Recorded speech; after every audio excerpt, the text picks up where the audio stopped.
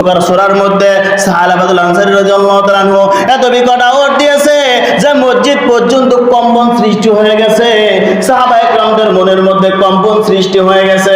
এভাবে কম্পন সৃষ্টি হয়ে যাওয়ার পর আলহাকুমুত তাকাসুর বলেছে, হাত্তা যুরতুমুল মাকাবির যখন বলেছে, সাথে সাথে সাহাবাতুল আনসারী রাদিয়াল্লাহু তাআলা আনহু জমিনের মধ্যে পড়ে গেছে। নামাজ শেষ হয়ে গেছে। সালমান ফারসিকে রাহমাতুল্লাহ আলাইহি ডাক দিলে, সালমান ফারসি যাও পানি নিয়ে এসো। পানি নিয়ে এসে সাহালাবার মাথার উপরে পানি দাও, নাকে মুখে পানি দাও, দেখো হুশ আসে কিনা।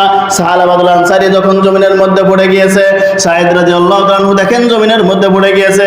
সালমান ফারসি রাহমাতুল্লাহ আলাইহিকে ডাক দিয়ে বলে, ইয়া রাসূলুল্লাহ, ইয়া হাবিবাল্লাহ, আপনার বান্দা সাহাবাতুল আনসারীর মুখের মধ্যে কোনো পানি দেওয়া লাগবে না, গালের মধ্যে পানি দেওয়া লাগবে না। আপনার বান্দা দুনিয়ার জমিন থেকে চিরবিদায় হয়ে আল্লাহর মেহমান হয়ে গেছে। সন্তান যদি ঢাকা থেকে রওনা দেয়, রাত হয়ে যায়, মা কিন্তু ঘুমায় না। মায়ের পেটের মধ্যে এক মুঠ ভাত যায় না। চিন্তা থাকে, আমার আব্দুর রহমান অনেক রাত্রে বাড়িতে আসবে, একসাথে খাবার খাবো।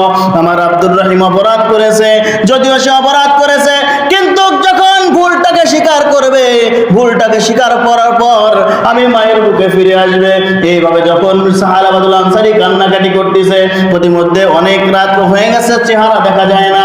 পিছন দিকে আবু বকর এই কান্নার আওয়াজ শুনে আবু বকর রাদিয়াল্লাহু তাআলা আনহু সাহাবাতুল আনসারীকে ডাক দিয়ে বলে, হে সাহাবা, আমি তোমার কাছে এসেছি ভাই, আমি তোমাকে বাড়ি থেকে বের করে দিয়েছি, আমি তোমাকে আমার বাড়ি থেকে বের করে দিয়েছে, ওমর তোমাকে বের করে দিয়েছে, আলীও তোমাকে বের করে দিয়েছে, সে রাহমাতুল্লিল আলামিন তোমাকে বের করে দিয়েছে আমি জানি। তবে কথা হলো, তোমাকে কাছে যে ফিরিয়ে দিয়েছি, তোমার জন্য আল্লাহ পাক রব্বুল আলামিন সুসংবাদ পাঠিয়ে দিয়েছে। কি সুসংবাদ? আল্লাহ পাক রব্বুল আলামিন রাহমাতুল্লিল আলামিনের কাছে ফেরেশতা পাঠিয়ে দিয়েছে, ফেরেশতা ঘোষণা দিয়েছে, হযরত সাহাবাতুল আনসারী রাদিয়াল্লাহু তাআলা আনহু যখন তার অন্তরের মধ্যে শয়তান ঢোকা দিতে শুরু করেছে, ঢোকা দেওয়ার সময় সাইদ রাদিয়াল্লাহু তাআলা আনহুর স্ত্রীর হাতটা ধরে ফেলেছে পর্দার মধ্য দিয়ে। সাইদ রাদিয়াল্লাহু তাআলা আনহু তিনার বিবি ডাক দিয়ে বলতেছে, রে সাহাবা, এই দুনিয়ার জমিনে কেউ নাই, তবে তুমি একটা খারাপ কাজ করে বলতেছো, শয়তানের ধোঁকায় হয়তো তুমি খারাপ কাজ করতেছো। হে সাহাবা, তুমি যদি এখন আল্লাহর দরবারে মাফ না চাও, আল্লাহ কিন্তু তোমাকে মাফ করবে না। তুমি কি জাহান্নামের আযাবের কথা ভুলে গেছো? আল্লাহর সামনে তোমার দাঁড়া হইতে হবে, এই চিন্তা কি তোমার জবান থেকে সরে গিয়েছে? হযরত সাহাবাতুল আনসারী তার মনের মধ্যে ধারণা হয়ে গেল, আমি যে তার হাতটা ধরেছি, আমার জিনার গুনাহ হয়েছে। সাহাবায়ে কেরাম তো তারা রাসূলকে দেখেছে, তারা তো কোনোদিন গুনাহ করতে পারে না, কারণ যেই সমস্ত সাহাবায়ে কেরামগণ রাহমাতুল লিল আলামিন সাহাবা বলে ঘোষণা দিয়েছে, তারা বিনা হিসেবে জান্নাতি। সাহাবাতুল আনসারী রাদিয়াল্লাহু তাআলা আনহু যখন তার গুনাহের কথা মনে পড়ে গেছে, জাহান্নামের কথা মনে পড়ে গিয়েছে, ওই সাহাবাতুল আনসারী রাদিয়াল্লাহু তাআলা আনহু দৌড়াইয়া মদিনা ছেড়ে মরুভূমিতে চলে গেছে। আল্লাহর দরবারে কান্না শুরু করে দিয়েছে, মালিক, দুনিয়াতে আমি এমন একটা পাপ করেছি যে পাপের প্রায়শ্চিত্ত আমার দিতেই হবে। আমি একজন স্ত্রীর একজন মহিলার হাত ধরেছি, জিনার গুনাহ হয়ে গেছে। আল্লাহ, কিভাবে তোমার কাছে মুখ দেখাইব, কিভাবে সাহাবায়ে কেরামদের কাছে মুখ দেখাইব, কিভাবে রাহমাতুল লিল আলামিনের কাছে মুখ দেখাইব, এই চিন্তা করে কান্নাকাটি শুরু করে দিয়েছে। প্রতিমধ্যে যুদ্ধ শেষ হয়ে গেল, তাবুকের যুদ্ধ শেষ হয়ে গেছে। শেষ হয়ে যাওয়ার পর সাইদ রাদিয়াল্লাহু তাআলা আনহু বাড়ির মধ্যে চলে এসেছে। বাড়িতে এসে গিয়ে দেখে সাহাবাতুল আনসারী বাড়ির মধ্যে নাই। বিবিকে ডাক দিয়ে বলতেছে, হে বিবি, আমার ভাই সাহাবা কোথায় গেছে?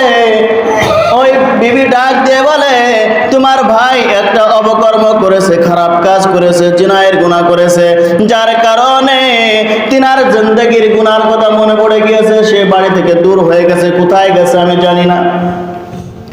সাইদ রাদিয়াল্লাহু তাআলা আনহু মদিনার এদিকে ওদিকে সব জায়গা তালাশ করতেছে, খোঁজাখুঁজি করতেছে, কোথাও দেখে না। প্রতি মুহূর্তে দেখে একটা গর্তের মধ্যে সাহাবাতুল আনসারী রাদিয়াল্লাহু তাআলা আনহু কান্নাকাটি করতেছে, আল্লাহ এমন একটা গুনাহ করেছি, আল্লাহ কিভাবে আমি আমার ভাইদের কাছে মুখ দেখাইব, কিভাবে ভাবিদের কাছে মুখ দেখাইব, কিভাবে আমি আমার আপনজনদের কাছে মুখ দেখাইব, কিভাবে সাহাবায়ে কেরামদের কাছে মুখ দেখাইব, কিভাবে রাহমাতুল লিল আলামিনের সামনে আমি দাঁড়া হইব। পিছন দিকে সাইদ ডাক দিয়ে বলে, ভাই সাহাবা আসো, আল্লাহর দরবারে যদি তুমি মাফ চাও, আল্লাহ পাক রব্বুল আলামিন তোমার জিন্দেগির গুনাহটাকে মাফ করে দিবে। সুবহানাল্লাহ। সাহাবাতুল আনসার রাদিয়াল্লাহু তাআলা আনহু ডাক দিয়ে বলে, ভাই আমি এই গর্ত থেকে যাব না, এই পাহাড় থেকে যাব না, তবে যদি আমাকে নিতে হয় আমাকে আসামির বেশে দুটি হাত বেঁধে সর্বপ্রথম আমাকে আবু বকরের কাছে নিয়ে যাবা। আবু বকর যদি মাফ করে, এরপর রাহমাতুল লিল আলামিনের কাছে গিয়ে বলবো, তার কাছে গিয়ে আমি ক্ষমার জন্য আবদার করব, আল্লাহ ইচ্ছে করলে রাহমাতুল লিল আলামিনের ওসিলায় আমার জিন্দেগির গুনাহটাকে ক্ষমা করতে পারে।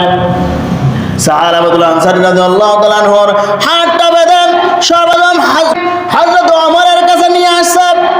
ওমর রাদিয়াল্লাহু তাআলা আনহুকে বলেন, হে খলিফাতুল মুসলিমিন ওমর, আমার ভাই সাহাবা এই গুনাহ করেছে। ওমর খলিফাতুল মুসলিমিন হযরত আবু বকর বলে, আমি জানি না ও গুনাহ করলো কে, এটা গুনাহ মাফ করা না করা আল্লাহর ব্যাপার, আমার বাড়ি থেকে বের হয়ে যাও। আবু বকরের বাড়ি থেকে বের হয়ে গেছে ওমরের দরবারে। ওমর ডাক দিয়ে বলে, ও গুনাহ করছে, তবে মাফ করা না করা আল্লাহর ব্যাপার, আমার থেকে চলে যাক, আমার কাছে কোনো এর ব্যাপারে কোনো সুপারিশ নাই। হযরত আলীর কাছে চলে গেল। আলী রাদিয়াল্লাহু আনহু বলেন, ওই ব্যক্তি গুনাহ করেছে, ও গুনাহ করার কারণে ও দায়ী হয়েছে আল্লাহর দরবারে, মাফ করবে না করবে এটা আল্লাহই ভালো জানে, তবে আমার বাড়ি থেকে বের হয়ে যাও। সাহাবাতুল আনসারী রাদিয়াল্লাহু তাআলা আনহু তেনার মেয়েও বলে, হে বাবা, দুনিয়াতে তুমি এত বড় নিকৃষ্ট কাজ করেছো, জঘন্য কাজ করেছো, তুমি একজন বেগানা নারীর হাত ধরেছো, তোমার থেকে খারাপ মানুষ এই দুনিয়ার জমিনে নাই, তবে তোমাকে আমি বাবা বলে ডাক দেব না, যেদিন আল্লাহ তোমাকে মাফ করবে সেই দিন আমি তোমাকে বাবা বলে ডাক দিব। কেউ ডাক দেয় না, কারো ঘরের মধ্যে পাত্তা পায় না। এখন বাবাকে ডাক দে বলে, ভাইকে ডাক দে বলে, সাইদ এত পরিমাণ অপরাধ করেছি, আবু বকর বাড়ি থেকে বের করে দিল, ওমর বাড়ি থেকে বের করে দিল, হযরত আলীও বাড়ি থেকে বের করে দিল, আমি কি কোথাও মাফ পাবো না? সাহাবাতুল আনসারী ডাক দিয়ে বলে, ভাই চলো রাহমাতুল লিল আলামিনের কাছে যাই। রাহমাতুল লিল আলামিনের কাছে চলে গেছে। যাওয়ার পর রাহমাতুল লিল আলামিন একই কথা বলে, তুমি অপরাধ করেছো, জঘন্যতম কাজ করেছো, জিনার গুনাহ করেছো, তুমি আমার দরবার থেকে বের হয়ে যাও, আমার সামনে তুমি আর মুখ দেখাইবা। সাহাবাতুল আনসারী রাদিয়াল্লাহু তাআলা আনহু সাইদকে ডাক দিয়ে বলে, সাইদ তুই আমার রশিটাকে খুলে দাও, আমার মন চাই আমি দেখি রাহমাতুল লিল আলামিন বিদায় করে দিল, আবু বকর ওমর আলী বিদায় করে দিল, দুনিয়ার জমিনে আমার মাপ পাওয়ার মতো কোনো জায়গা নাই, আমাকে ছেড়ে দাও। সাইদ রাদিয়াল্লাহু তাআলা আনহু হাতটাকে খুলে দিলেন। মক্কা ছেড়ে মদিনা ছেড়ে চলে গেল, মরুভূমির মধ্যে চলে গেল। যাওয়ার পর কিছুদিন পার হয়ে গেল, একদিন, 2 দিন, 3 দিন চলে যায়। রাহমাতুল লিল আলামিনের কাছে জিবরিল আমিন চলে এসেছে, ইয়া রাসূলুল্লাহ, ইয়া হাবিবাল্লাহ, দুনিয়ার জমিনে রিজিক দেওয়ার মালিক কে, গুনাহ মাফ করার মালিক কে? রিজিক দেওয়ার মালিক কে, গুনাহ মাফের মালিক কে? আল্লাহ। রাহমাতুল লিল আলামিন ডাক দিয়ে বলে, আল্লাহ পাক রব্বুল আলামিন রিজিক দেওয়ার মালিক, আল্লাহ পাক রব্বুল আলামিন গুনাহ মাফের মালিক, তবে আপনি যে বাড়ির থেকে তাকে সাহাবাকে আপনি বের করে দিয়েছেন, সাহাবা এত পরিমাণ আল্লাহর দরবারে কান্নাকাটি করেছে, যার কারণে সাহাবাতুল আনসারীর জিন্দেগির গুনাহকে আল্লাহ মাফ করে দিয়েছে। মুসলমান ভাইরা রে আমার, এই কথা যখন ঘোষণা হয়ে গেল, আল্লাহ পাক রব্বুল আলামিন আবু বকরকে বললেন, আবু বকর চলে যাও, সাহাবাকে ডাক দিয়ে আনো। ওমর বলে, আমি যাব, আমার কাছে আসছিল। ওমর চলে গেল। হযরত আলী ডাক দিয়ে বলে, আলীও চলে গেল। তিনার সাথে একজন সালমান ফারসি, যিনি অনেক বয়স্ক, অনেক সাহাবাদের মধ্যে অনেক বয়স তিনি পেয়েছিলেন, তিনিও বলেন আমিও সাথে যাব। চলে গেল। যাইতে যাইতে মরুভূমি তালাশ করে কোথাও পাওয়া যায় না। প্রতিমধ্যে একজন ছাগলের রাখালের সাথে সাক্ষাৎ হলো। ছাগলের রাখালকে ডাক দিয়ে বলে, হে ভাই, সাহাবাতুল আনসারী নামের কোন ব্যক্তিকে চেনো নাকি? বলে, না, আমরা চিনি না। তবে প্রতিমধ্যে রাত যখন ঘনিয়ে পশু পাখি ঘুমিয়ে পড়ে, বাড়ির মাসুম বাচ্চারা ঘুমিয়ে পড়ে, মা বোনেরা ঘুমিয়ে পড়ে, তবে পাহাড়ের মধ্যে একজন কান্নাকাটি করে, কাঁদে আর বলে, প্রভু তাকাইয়া দেখো, দুনিয়ার জমিনে কোনো পশু সবাই ঘুমিয়ে পড়েছে, মানুষগুলি ঘুমিয়ে পড়েছে, পশু পাখি ঘুমিয়ে পড়েছে। আল্লাহ তুমি তাকিয়ে দেখো, তোমার একজন নাফরমান বান্দা জিন্দেগিতে এত পরিমাণ একটা গুনাহ করেছে। আল্লাহ রাহমাতুল লিল আলামিনের কাছে গিয়েছিলাম, ক্ষমা করে নাই। আবু বকরের কাছে গিয়েছিলাম, ওমরের কাছে গিয়েছিলাম, হযরত আলীর কাছে গিয়েছিলাম, সবাই আমাকে তাড়িয়ে দিয়েছে। আল্লাহ এর থেকে তো বড় রহমানুর রহিম তুমি। আল্লাহ বাড়ির মধ্যে যদি সন্তান যদি মায়ের কাছে কোনো অপরাধ করে, মা তাকে মাফ করে, বাবা যদিও বাড়ি থেকে বের করে দেয়, ভাইরা যদি অপকর্মের কারণে বাড়ি থেকে বের করে দেয়, যখন রাত্র ঘনিয়ে আসে, রাত্র ঘনিয়ে আসার পর দেখা যায় মা পিছনের দরওয়াজা খুলে রাখে, আমার সোনামণি ঘরেতে আসবে। যদিও রাগ বাবা করেছে, ভাইরা যদিও রাগ করেছে, কিন্তু মা সেই মা ঘুমায় না, পিছনের দরজা খুলে থাকে অথবা কানটাকে সজাগ রাখে, কোন সময় আমার সন্তান আসবে, এভাবে সজাগ থাকে কি থাকে না? সন্তান যদি ঢাকা থেকে রওনা দেয়, রাত হয়ে যায়, মা কিন্তু ঘুমায় না, মায়ের পেটের মধ্যে এক মুঠ ভাত যায় না, চিন্তা থাকে আমার আব্দুর রহমান অনেক রাত্রে বাড়িতে আসবে, একসাথে খাবার খাবো। আমার আব্দুর রহিম অপরাধ করেছে, যদিও সে অপরাধ করেছে, কিন্তু যখন ভুলটাকে স্বীকার করবে, ভুলটাকে স্বীকার করার পর আমি মায়ের বুকে ফিরে আসবে। এইভাবে যখন সাহালাবাদুল আনসারী কান্নাকাটি করতেছে, প্রতিমধ্যে অনেক রাত হয়ে গেছে, চেহারা দেখা যায় না, পিছন দিকে আবু বকর এই কান্নার আওয়াজ শুনে আবু বকর রাদিয়াল্লাহু তাআলা আনহু সাহালাবাদুল আনসারীকে ডাক দিয়ে বলে, হে সাহালাবা, আমি তোমার কাছে এসেছি ভাই, আমি তোমাকে বাড়ি থেকে বের করে দিয়েছি, আমি তোমাকে আমার বাড়ি থেকে বের করে দিয়েছে, ওমর তোমাকে বের করে দিয়েছে, আলীও তোমাকে বের করে দিয়েছে, সর্বোপরি রাহমাতুল লিল আলামিন, সেই রাহমাতুল লিল আলামিন তোমাকে বের করে দিয়েছে আমি জানি। তবে কথা হলো, তোমাকে কাছে যে ফিরিয়ে দিয়েছি, তোমার জন্য আল্লাহ পাক রব্বুল আলামিন সুসংবাদ পাঠিয়ে দিয়েছে। কি সুসংবাদ?